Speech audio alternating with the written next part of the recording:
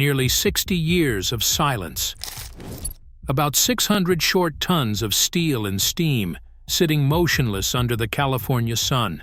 Big Boy 4014, one of the largest locomotives ever built, had not moved under its own power since 1959.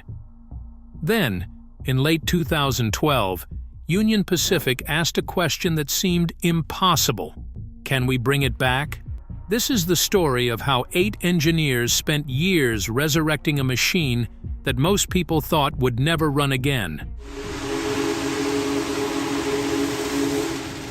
Big Boy 4014 was built by the American Locomotive Company in Schenectady, New York, and delivered to Union Pacific in December 1941.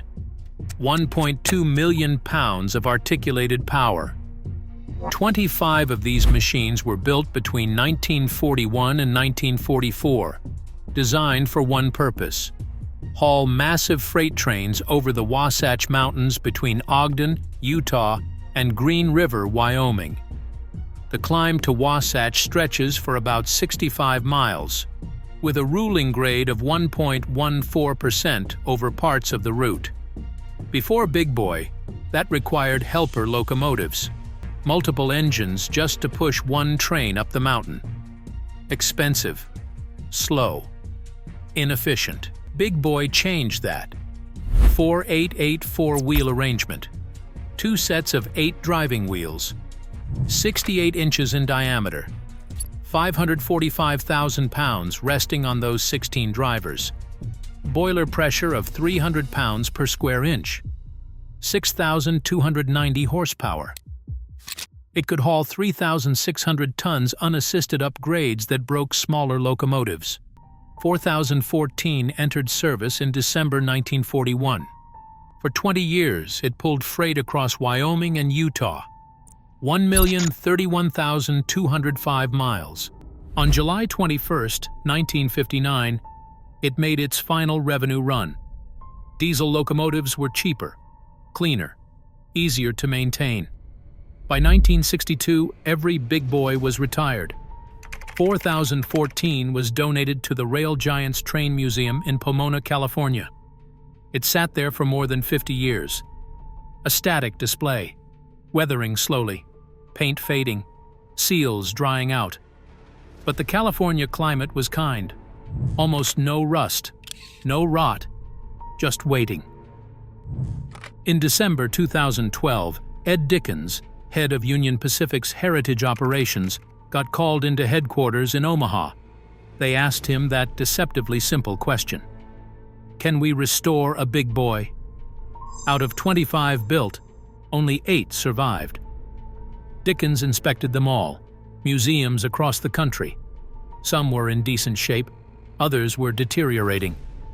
But 4014 in Pomona stood out. Dry climate, good care, solid bones. On July 23, 2013, Union Pacific struck a deal with the Railway and Locomotive Historical Society. 4014 would return to Cheyenne, Wyoming, in exchange for an SD-40-2 diesel, a boxcar, and a caboose. In April 2014, the colossal machine began its 1,250-mile journey, towed by diesels, dead weight. Crowds lined the tracks, people who remembered steam, people who had never seen steam. The sleeping giant rolled past, silent, but moving. It arrived in Cheyenne on May 8, 2014. Then came the wait. Union Pacific was still finishing work on Locomotive 844. The Big Boy would have to sit a little longer. But in August 2016, the real work began. Ed Dickens and his team rolled up their sleeves. A core team of about 8 people, sometimes 9 on busy days. Boilermakers, machinists, engineers, all masters of their trade. Don Crerar and Jimmy Thompson from Topeka, Kansas. Men who understood what it meant to rebuild steel giants. The first step was disassembly.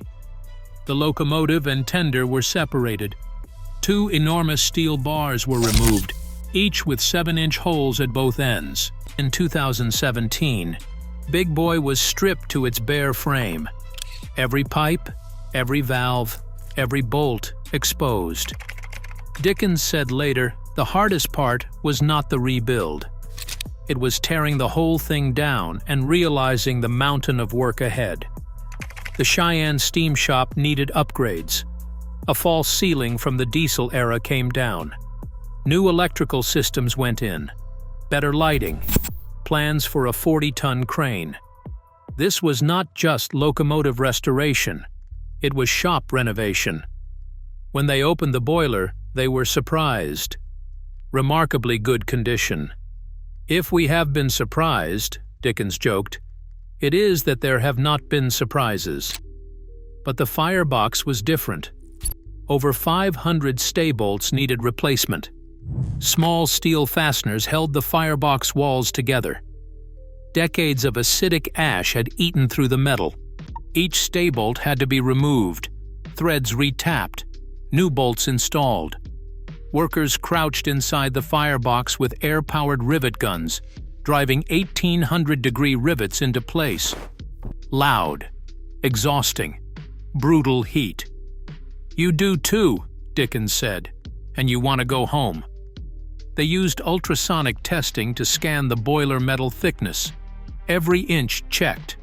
Worn tubing and piping beneath the boiler got replaced. Parts that would be unreachable once reassembled. No shortcuts, no compromises. Then came the biggest transformation: coal to oil conversion.